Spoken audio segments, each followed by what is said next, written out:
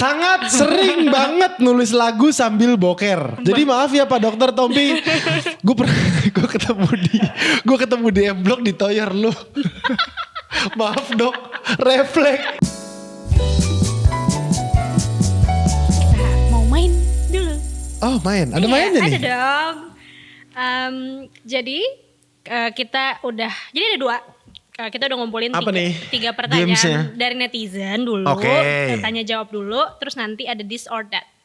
This or that itu kayak, yang pertama dulu aja. Oke. Yang pertama dulu ada pertanyaan dari netizen dari @ramlimuhlis_. Oke. Lu pernah gak nulis lagu sambil boker? Sangat sering banget nulis lagu sambil boker. Karena satu, ruangannya sangat tenang. Kedua, elunya harus sangat tenang. Kalau tidak keluar dia. Tiga, tension yang dirilis sangat banyak. Sehingga kalau gua ngerasanya ketika tension, maksudnya kayak lu tau kan rasa merinding-merinding kayak gitu. Tau kan? Itu tuh somehow menstimulasi otak gua, kayak tiba-tiba muncul aja gitu. Kalimat apa gitu, kayak apa gitu. Gue gak tahu secara sains mungkin adalah teman-teman yang mungkin mempelajari ini ya. Kenapa penulis lagu, penulis buku, apapun itu menemukan banyak banget menemukan inspirasi ketika buang air besar. Gue gak tahu secara sains kayak gimana, cuman gue sih sering banget. Sering banget. Nggak main HP kali? Nggak bawa HP ke... Bawa HP tapi yang dibuka notes. Oh ya, mungkin itu. Oke, pernah ya? Pernah. Dan sering malah? Sering malah. Oke, lanjut ke @iim saja. A-nya ada 3. Iim saja AAA. Sebesar apa pengaruh almarhum Glenn ke cara Teddy bermusik? Rest in love.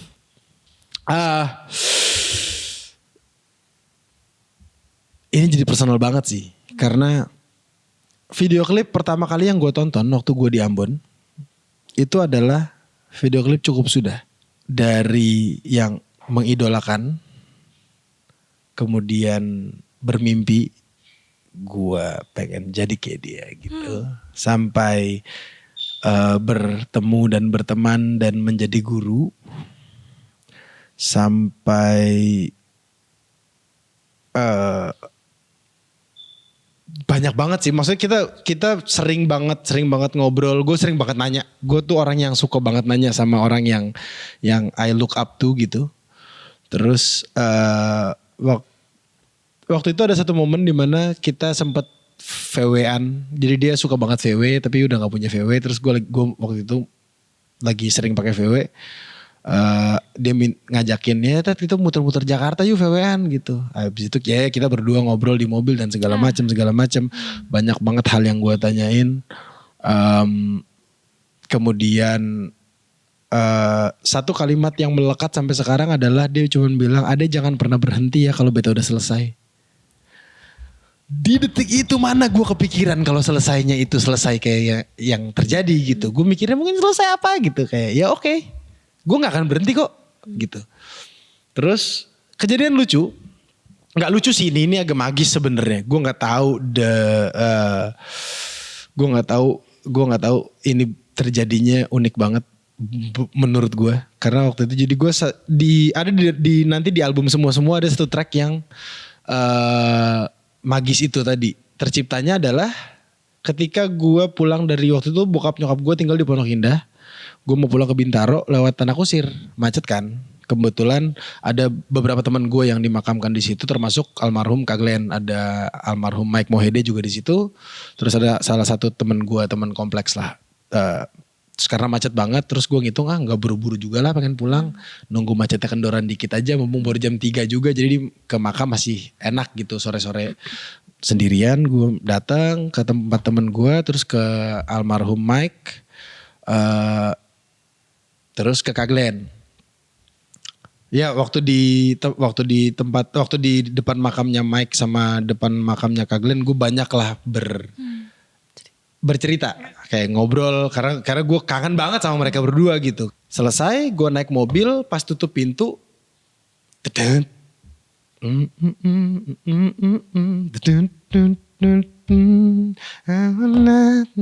Jadi lagu dari verse sampai ref di detik itu. Itu lagu pertama yang tercipta di album semua-semua. Hasilnya kayak gimana tungguin aja albumnya. Udah dapat hintnya. Jadi kayak gue, ya harusnya tadi itu bocor sih, cuman gak apa-apa. Akan rilis di tanggal 24 Agustus 2023. Kita tunggu 24 Agustus kita langsung dengarkan lagu itu. Ya. Kita lanjut. Lanjut. Ke @harisca. Mimpi apa yang ingin dicapai saat ini selain musik? Kaya banget. Itu mimpi kan? Gue pikir lo orangnya gak makan. Karena selain musik, kalau di musik gue agak nggak semateri itu. Tapi kalau mimpi yang lain, Kayak banget. Enggak, Kayak banget lu sejauh apa? kayak banget gue adalah secukupnya. Kayak gue mau beli apa cukup, ya cukup aja. Mau beli rumah cukup, mau beli mobil cukup gitu. Enggak bercanda. Gue penasaran main film sih sebenarnya. Belum selama saat. Ya beberapa kali jadi ekstras karena kebetulan ya yang main teman-teman gue, terus gue lagi datang ke lokasi terus kayak tet. Amin. Kita Amin. tunggu Teddy Aditya bermain di sebuah film ya. Ya ajakin ya. Siapa? Ko Ernest. Oke, kita tunggu. Sekarang kita main This or That. Oke. Oke, langsung aja. Jadi nanti ada 2 pilihan. Dua pilihan. Lo harus jawab cepat. Harus jawab cepatnya. Sebutin apa yang lo sebutin. Iya, A Oke. atau B dipilih. A atau B? Iya maksudnya A atau B, lo pilih A atau Oh B. iya oke. Kok bodoh ya lah. Saya nonton Teddy Aditya di sebuah games itu mungkin. Oh iya. Itu udah 4 tahun ya 5 tahun. Masih FYP loh. Gue gak ngerti. Dan sampai detik ini pun gue kalau nonton masih lucu. Iya, sumpah. Jadi maaf ya Pak Dokter Tompi. Gue ketemu di M Block di Toyer lu. Maaf dok. Refleks doang. Gak sengaja. Itu tidak disengaja. Sudah 4 tahun dan masih FYP. Masih FYP. Kita lihat yang ini. FYP-nya yang musik kek. Kenapa FYP-nya yang komedi sih? Oke, pilih mana? Jakarta, Bali. Bali. Ya Bali. Karena yang tadi. Karena gue suka kesunyian. Makanya kenapa gue pindah ke sektor 9. Karena tadinya gue tinggal di arteri Pondok Indah. Crowded banget. Jadi ya gue suka kesunyian. Gue suka jauh dari keramaian. Jadi kalau pilihannya Jakarta atau Bali. Jelas dari segi kualitas udara juga. Bali. Makanya tolong ya Pak Jakarta. Kualitas udaranya diperhatikan. Bapak sih. Gak berani nyebut. Oke. Bali Ambon. Ambon. Karena Ambon tuh punya sebuah culture yang mungkin sangat jarang di tempat lain. Mungkin di timur banyak kali ya. Yang adalah dapur gue adalah dapur kita semua gitu. Kayak di Ambon tuh bisa gue lapar di rumah gue gak ada makanan. Gue ke rumah tetangga, masuk aja ke dapurnya ambil nasi, ambil apa segala macam, gak akan diapa-apain, bahkan disuruh nambah. sampai sekarang. Sampai sekarang. Oh, enak. Ada ya kita punya culture itu. Maksudnya ada ini kalau bahasa zaman dulunya apa gue gak tahu. Tagline tuh apa sih? Iya, Moto. Moto orang Ambon tuh sagu salempeng di patah 2. Yang Artinya sagu kalau kita cuma tinggal punya sagu 1, kita bagi 2. Oh, oke. Gitu jadi kayak rasa kepemilikan bersamanya tuh besar sekali gitu.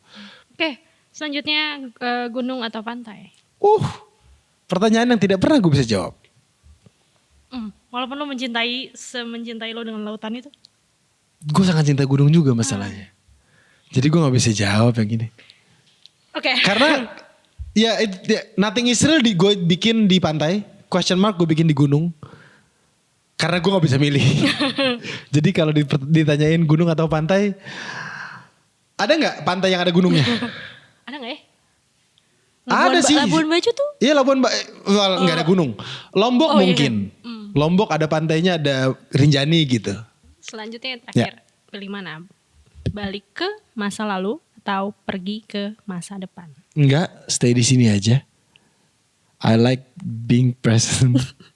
Gue bahkan gue paling nggak suka, bukan paling nggak suka ya. Gue cukup malas menjawab pertanyaan how do you see yourself in the next 5-10 years atau apa segala macam gitu, karena menurut gue hidup tuh sekarang, bukan oke, lu punya goal gitu, cuman kalau lu terlalu fokus sama goalnya akhirnya lu lupa untuk berada di sekarang, sedangkan yang terpenting adalah berada di sekarang gitu.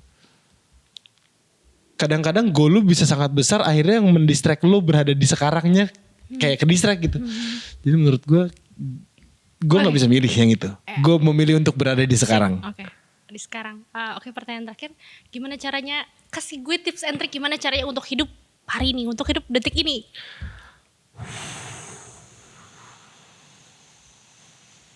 Ini salah satu pelajaran yang gue dapat karena gue sering traveling.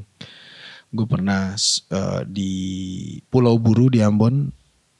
Gue belajar satu hal yang akhirnya gue implementasikan sampai detik ini, bahwa mereka tuh hidup buat hari ini. Mereka pagi keluar naik perahu nyari makan sesuai untuk porsinya hari ini. Besok udah hari lain. Besok tuh hari lain lagi. Yang lu nggak tahu lu masih hidup atau enggak. Yang lu nggak tahu keadaannya akan seperti apa. Apakah supply makanannya cukup dan segala macam. Jadi memang kayak gue belajar untuk berada di sini sekarang tuh lumayan by example lah kayaknya ya. Maksudnya gue belajar banyak dari cara orang hidup yang tradisional seperti apa gitu. Karena penyakit manusia itu cuma ada 2. Cuma ada masa lalu dan masa depan. Penyesalan atau apapun itu yang terjadi di masa lalu yang masih kita bawa sampai sekarang, dan pengharapan dan ketakutan terhadap masa depan gitu. Okay. Itu yang bikin kita sakit. Kalau kita ada di sekarang, lu masih bernafas, duduk, bisa minum, bisa ngobrol, bisa bikin konten, sehat, nggak kenapa-napa gitu. Jadi kayak berada di sekarang jauh lebih penting daripada berada di masa depan atau masa lalu. Oke, terima kasih. Gitu, terima kasih. Ya. Terima kasih. Gue kira akan ringan tapi ternyata jadi berat. Tapi terima kasih teman-teman. Semoga kita bisa hidup hari ini. Kita bisa hidup hari ini. Okay. Detik ini, saat ini. Oke, thank you for watching guys. Thank you for watching. And bye-bye. Thank you for having me. Yeah, thank you. Bye.